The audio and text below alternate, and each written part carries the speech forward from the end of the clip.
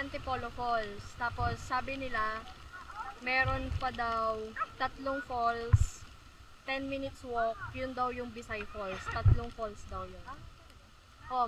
Sabi nila, mas maganda daw yun. Kasi, yung 3 falls ng Bisay na yun, buong taon, madami daw tubig. Ito daw, pagka summer season, pangit daw, wala daw tubig. Tsaka ito yung pinaka-accessible. Yun kasi kailangan pang mag 10 minutes walk. So, nandito kami sa Sitio Antipolo, Bagak, Bataan. So, ang tawag sa falls dito ay Antipolo Falls.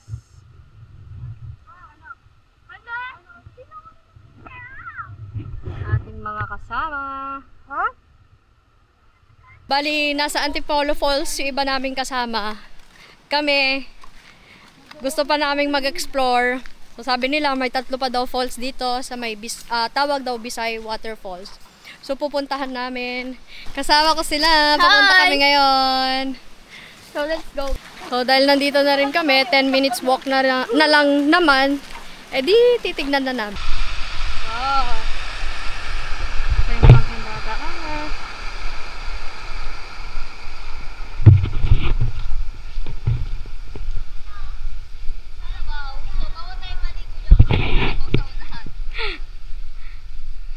Doon pa naman tayo sa taas eh.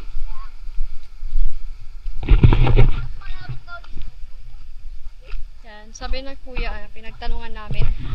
Mas maganda daw maligo dito kasi mas malawak. Hindi kagaya dun sa Antipolo Falls.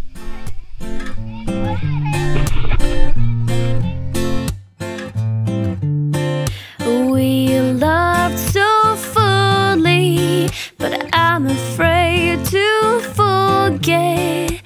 I'll think of you when I fall asleep in my bed. You love so fully, such a spark of brilliance.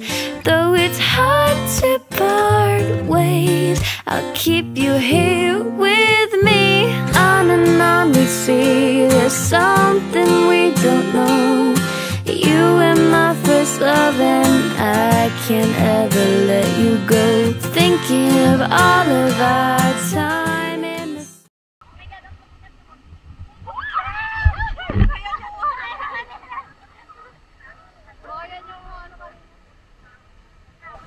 Ano to, Falls 1? Saan papunta yung Falls 2 at Falls 3? Falls 2 na, tapos sa taas Falls 3. Meron pa doon, mababaw sa taas, mababaw din. Lalim din yan.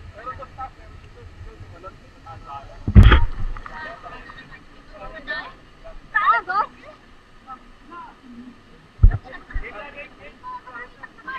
Malalim din doon sa taas. Maganda rin maligo doon. Pero malakas agos. Parang hanggang dito na. So ibig sabihin, dito na yung pinaka-swimmable nila. Pero daming basura. Daming basura. Hindi na sa maintain eh. Wala po kasing bayad eh, kaya...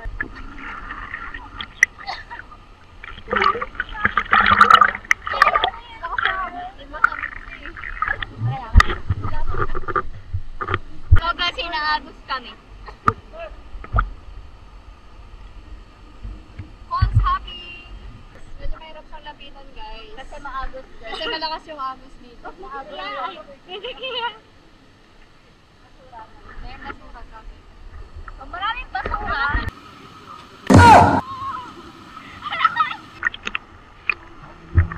Dahil ba to?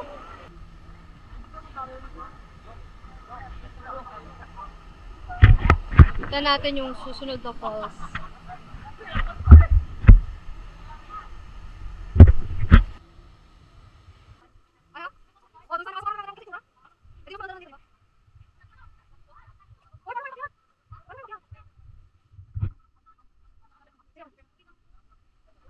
Wow! That's a nice one.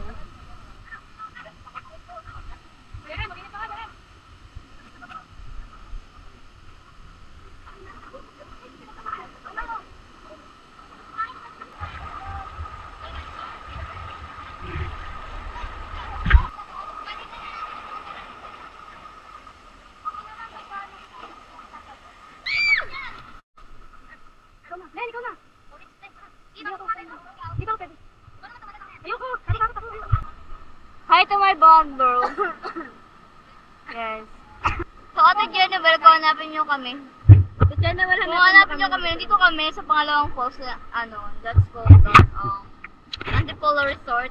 Yes, correct me if I'm wrong. Maghihiwalay muna.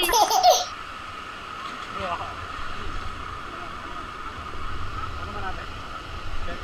Dami mo na siya.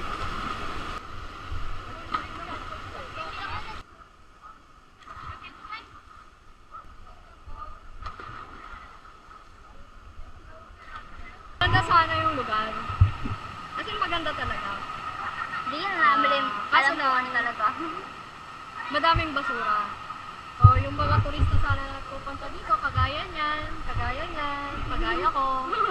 Hindi nagtatapon ng basura para malinis yung ilog natin. Para diba, magandang lugar.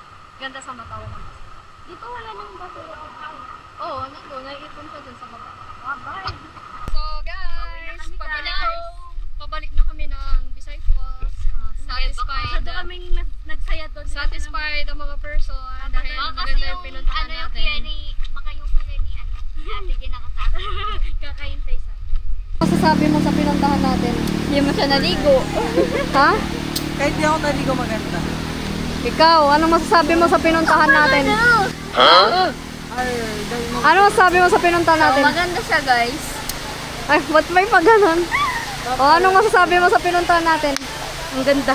Oh, wow. Ang ganda sa may hawin ng boat.